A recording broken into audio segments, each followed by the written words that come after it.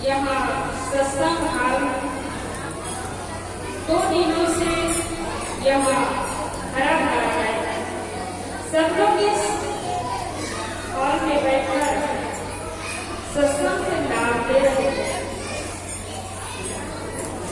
और कल यह जगह खाली है। आज भी शाम को सत्संग कार्यक्रम आखिरी होगा। उसके बाद कुछ लोग अपने घर चले जाएंगे, कुछ लोग दूर दूर से आए हैं वो यही ठहर जाएंगे।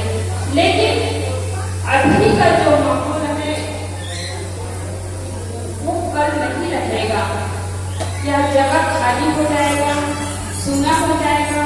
संत जन भी जहाँ से आए वहाँ चले जाएंगे और आप सब लोग अपने अपने घर चले जाएंगे।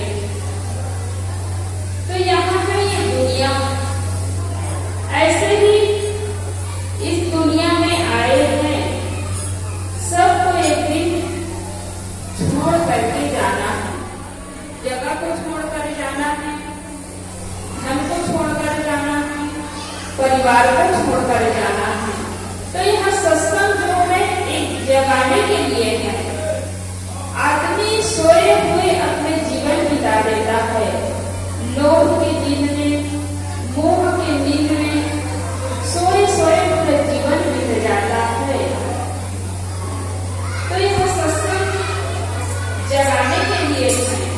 यह सत्संग जो है होश में लाने के लिए है। आदमी बेहोशी में जीवन जीता है, तो सत्संग में जो आता है उसका सुधार होता है, उसका उद्धार होता है। यहाँ तो पंडाल की व्यवस्था है, रहने के लिए छाया है, बैठने के लिए दरी बिछी हुई है, इतनी व्यवस्था है। और जगह जगह पानी के डिब्बे रखे हुए हैं, आप जाकर पानी पी सकते हैं। भोजन की व्यवस्था है, सोने की व्यवस्था है। लेकिन पहले जब सत्संग होता था तो एक पंडाल नहीं होता था, दरी बिछी हुई नहीं मिलती थी, ये माइक की व्यवस्था नहीं थी। फिर भी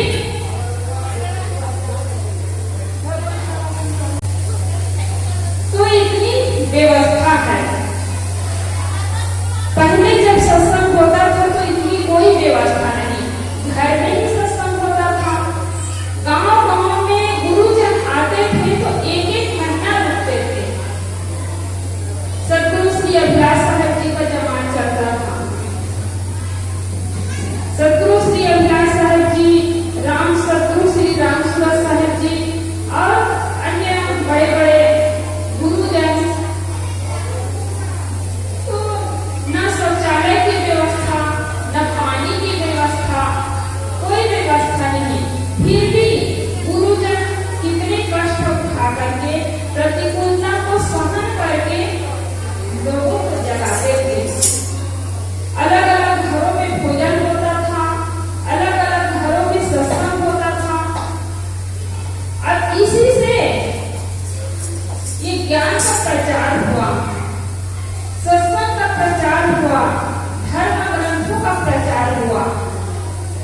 और आज सब कुछ है, पंडाल लगा लगाया मिलता है, दरी बिछा कर रखते हैं, खाने पीने की व्यवस्था, यहाँ तक आपके पास दूर तक आवाज नहीं पहुंच रही, इसके लिए माइक की व्यवस्था। तो सत्संग एक वैकुंठ धाम है, ये सतलोक है, ये स्वर्ग है। क्योंकि स्वर्ग में जाने से सबका मन एकदम प्रसन्न होता है। स्वर्ग की लोग कल्पना करते हैं कि कहीं ऊपर में स्वर्ग है, तो कल्पना करने मात्र से आपके मन में प्रसन्नता आती है। तो आप लोग तो यहाँ सत्संग में बैठे हुए हैं। कितने लोग कहते हैं कि सत्संग में जाने से हमें क्या मिलेगा, सत्संग में जाने से हमें कुछ नहीं मिलेगा।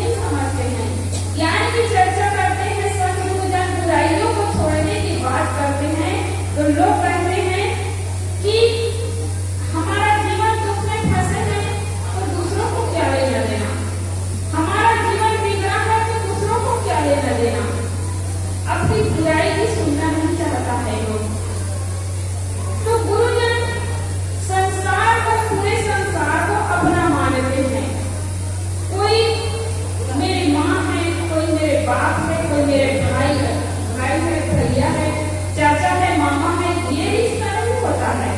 संत जन सबको अपना मानते हैं। अब व्यवहार के लिए तो अपना मानना पड़ेगा। परमार्थ में कोई किसी का नहीं होता है, व्यवहार में सब अपना है। तो गुरुजन पूरे संसार को अपना मान करके जगाते हैं कि जागो लोगो, आंख खोलो, सो चुके हो अब ना सोना। अब बहुत सो चुके हो। सोने का मतलब कि आप रात में आंख बंद करके सोते हैं, ये सोना नहीं है सदगुरु। कि मोह के नींद में, लोभ की नींद में, क्रोध की अवस्था में आप सोए हुए हैं, उससे जागो। अरे भजन है, भक्ति है, सत्संग है, इसमें लगो। तो सत्संग में जो जाता है उसका जीवन स्वर्ग बनता है, उसको वैकुंठ मिलता है। एक व्यक्ति ने सुन रखा था लोगों के द्वारा कि जो सत्संग में जाता है उसको वैकुंठ मिलता है। तो अब उसी के कहने पर आ गया, ठीक है, आ गया, सत्संग में बैठा। और सत्संग में उसका मन नहीं लगा था। आप यहाँ पर बैठे, कहीं खेत में आपका मन चला गया, परिवार में आपका मन चला गया, दुकान में आपका मन चला गया, क्या आप सत्संग से लाभ ले सकते हैं? नहीं ले सकते हैं। बैठे तो है यहाँ पर, तन बैठा है, लेकिन मन कहीं और है। तो गुरुजन ज्ञान की बारिश कर रहे हैं। जब बारिश होती है, रात में ही बारिश हुई, तो सुबह उठकर देखे तो छत पर गए तो जहाँ जहाँ गड्ढा है वहाँ पानी भरा था, और जहाँ सूखी घाट है वहाँ सूख गया था। तो ऐसे ही पानी जब बरसता है तो जहाँ गड्ढा होता है वहाँ पानी कुछ देर भरा रहता है, और जो ऊपरी घाट है उससे पानी तुरंत सूख जाता है। ऐसे ही संत जब ज्ञान की बारिश करते हैं तो उसी के हृदय में ठहरता है जिसका हृदय पवित्र होता है, जिसका मन निर्मल होता है। अब मन कहीं भटक रहा है, मन में कहीं गंदगी जमी है, तो सत्संग से लाभ नहीं देगा।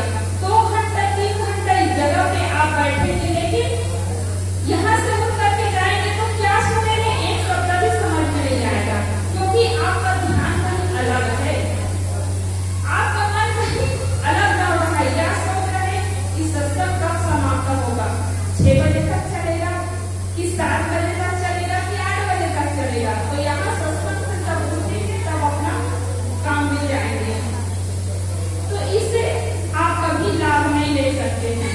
तो व्यक्ति जो है वो सुन रखा था कि सत्संग में जाने से वैकुंठ मिलता है। अब सत्संग में तो आ गया, अब देख रहा है कब वैकुंठ मुझे मिले, कब ऊपर से विमान आए मुझे लेने के लिए, कि विमान में चढ़ करके मैं वैकुंठ धाम जाऊं, ऊपर से विमान आए। वो देख रहा है, इंतजार कर रहा है। अब फिर उसको कुछ नहीं मिला, देखिए सत्संग का महिमा वो जानता ही नहीं है, सत्संग के बातों को वो समझता ही नहीं है। वो तो लोगों के कहने पर आ गया था, मन नहीं लग रहा सत्संग में। फिर क्या करता है, सत्संग से बैठा तो उठा, खड़ा हुआ, संतों को खूब गाली देने लगा, सत्संग करवाने वाले को खूब गाली देने लगा, पुजारी को गाली देने लगा, जितने सत्संग सुनाने वाले थे सब खूब उल्टा सीधा बोले, खूब गाली देने लगे। अब फिर क्या होता है, नारद जी देखते हैं, नारद जी आ रहे थे कहीं से, देखते हैं कि यहाँ ये कोई मूर्ख व्यक्ति है जो संतों को गाली दे रहा है। संतों की पूजा तो भगवान संतों की पूजा करते हैं, गुरुजनों की पूजा करते हैं, और संतों से बढ़ करके, गुरुजनों से बढ़ करके इस दुनिया में कोई है भी नहीं। लेकिन ये कैसे बेवकूफ आदमी है कि गुरुजनों को गाली दे रहा है, उल्टा सीधा बोल रहा है। तब नारद जी कहते हैं कि क्या हुआ है, तो वहाँ व्यक्ति ने कहा कि लोग कहते हैं कि सत्संग में जाने से वैकुंठ मिलता है, लेकिन मैं तो सत्संग में खूब देर तक बैठा रहा, मुझे कुछ नहीं मिला। मैं तो वैकुंठ में जाने के लिए वो देख रहा था कि कब विमान आए, मुझे बिठा करके ले जाए, कुछ आया नहीं।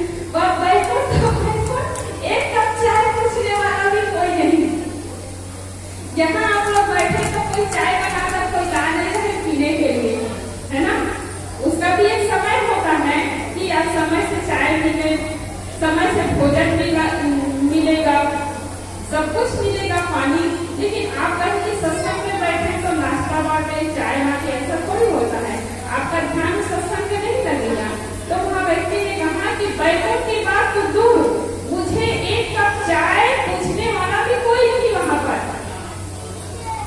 तब कहने लगे नारद जी से, आप सत्संग की महिमा जानते हैं? आप बताइए मुझे सत्संग की क्या महिमा है। तो नारद जी ने कहा, सत्संग तो मैं भी करता हूँ, लेकिन सत्संग की महिमा मैं भी नहीं जानता। चलो एक काम करते हैं, ब्रह्मा जी के पास चलते हैं। ब्रह्मा जी के पास पूछे दोनों महाव्यक्ति और नारद मुनि। तो कहने लगे क्या हुआ है कि नारद किसको लेकर के मेरे पास आ रहा है, कौन व्यक्ति है ये। ब्रह्मा जी देखते हैं तो पूछते हैं। फिर नारद जी कहे कि सत्संग की महिमा आप बता सकते हैं, आप ध्यान करते हैं, सत्संग करते हैं, सत्संग की महिमा बताइए। यहाँ व्यक्ति गलती से सत्संग में पहुंच गया था, किसी के कहने पर सत्संग में पहुंच गया और यहाँ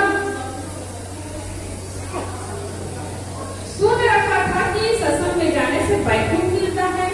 तो यहाँ कह रहा है कि वहाँ कोई पूछने वाला नहीं और न वहाँ बैकुंठ मिला। तो मेरे पास आया, सत्संग की महिमा पूछा, मैं आपके पास आया। तो ब्रह्मा जी ने कहा कि मैं भी सत्संग करता हूँ, लेकिन सत्संग की महिमा मैं भी नहीं जान पाता हूँ। तो चलो एक काम करते हैं, शिव जी के पास चलते हैं। तो तीनों शिव जी के पास पहुंचने लगे। शिव जी ध्यान में बैठे हुए थे। कहे कि शंकर भगवान ध्यान करते हैं, सत्संग करते तो जरूर महिमा बताएंगे। शंकर भगवान के पास पूछने लगे कि भगवान आप सत्संग की महिमा बताइए। तो शिव जी कहने लगे मैं भी तो ध्यान करता हूँ, सत्संग करता हूँ, लेकिन सत्संग की महिमा मैं भी नहीं बता सकता। तो विष्णु भगवान के पास चारों पहुंचे, शंकर भगवान, ब्रह्मा जी और नारद मुनि और वह व्यक्ति। विष्णु भगवान जी के पास पहुंचे तो विष्णु भगवान जी से सब लोग विनय प्रार्थना करने लगे। तो विष्णु भगवान जी ने कहा कि बैकुंठ की बात तो यहाँ पर तो खड़े हो, कौन सी जगह है। वहां व्यक्ति से पूछा कि यहाँ कौन सी जगह है। तुम थोड़ा देर के लिए सत्संग चले गए। उस व्यक्ति से कहा थोड़ी देर के लिए ही तुम सत्संग चले गए, किसी के कहने पर, वो भी और आज तो बैकुंठ में आ चुके हो, लेकिन बैकुंठ में आकर भी बैकुंठ क्या है इसको तुम नहीं जान सके हो। और कहने लगे नारद मुनि से कि इस व्यक्ति को तुम ले जाओ। बैकुंठ में आकर भी बैकुंठ को नहीं जान पा रहा है, सत्संग की महिमा को नहीं जान पा रहा है। तो कहने का मतलब है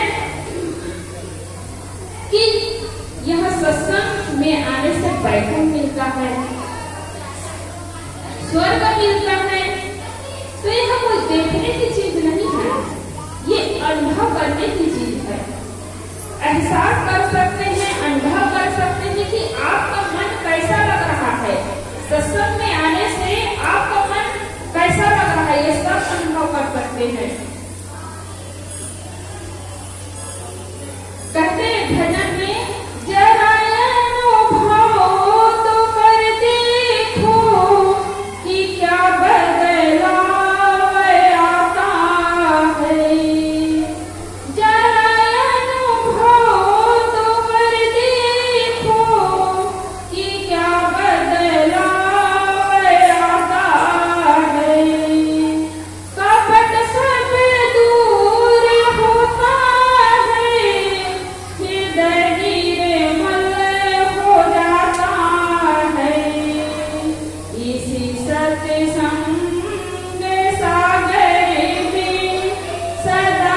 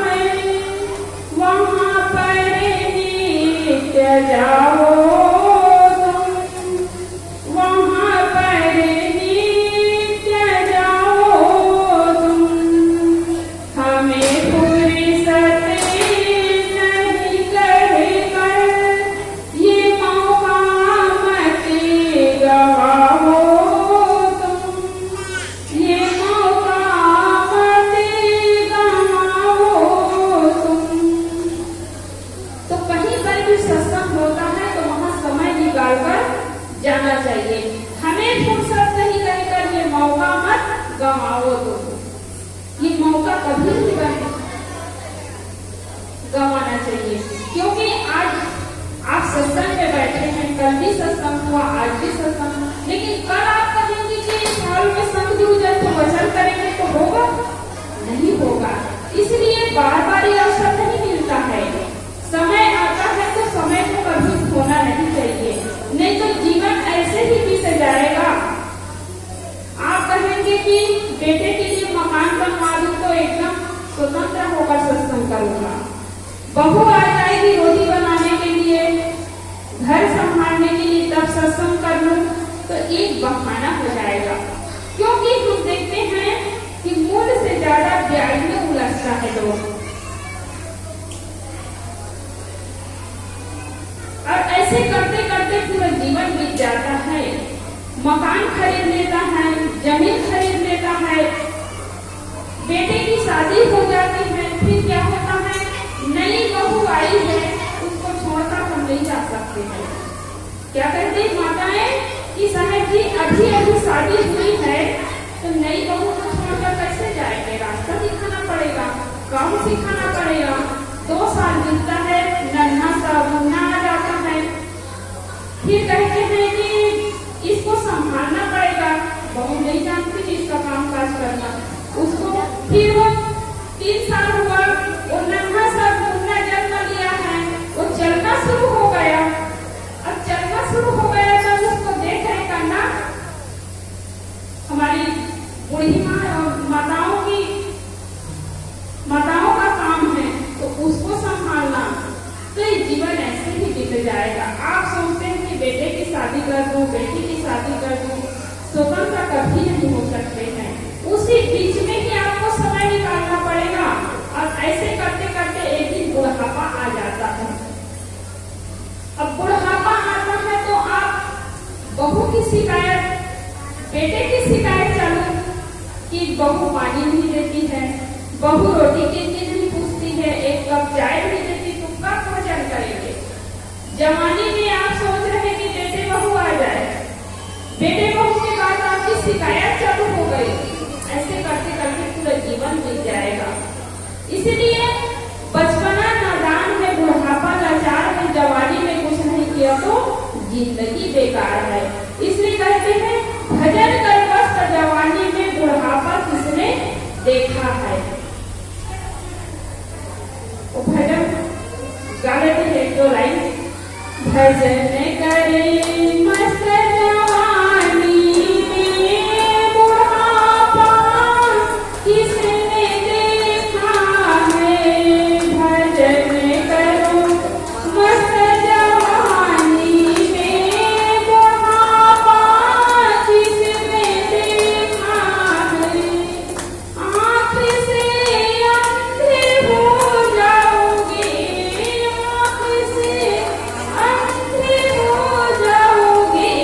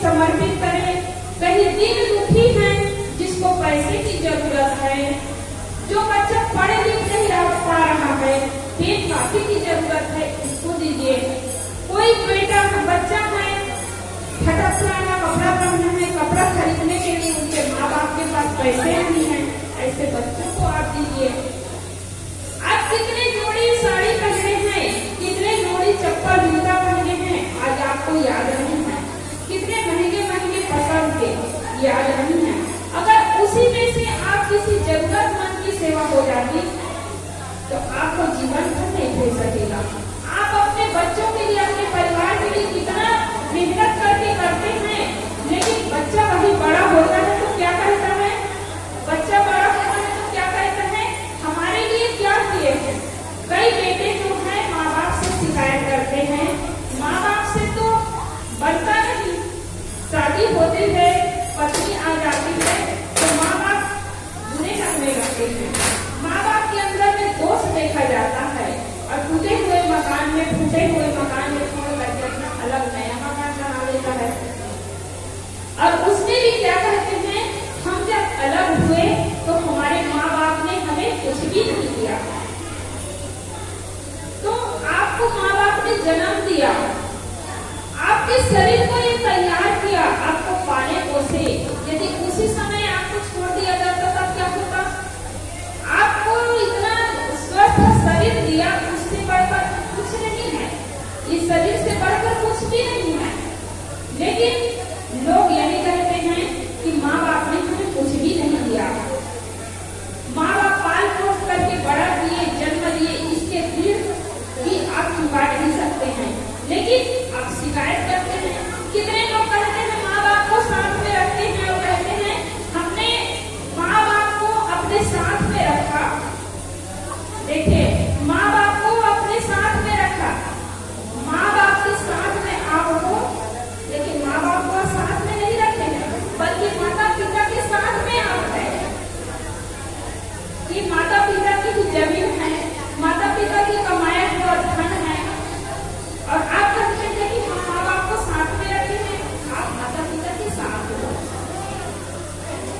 लेकिन आदमी जो है वही धन संपत्ति का मकान है। धन के अहंकार में, धन के लोभ में आदमी अपने परिवार को छोड़ दिया जाता है। परिवार के लिए कोई लगाव नहीं, माता पिता को छोड़ दिया जाता है, भाई भाई को छोड़ दिया जाता है, यही धन के लिए। तो धन बड़ा नहीं है,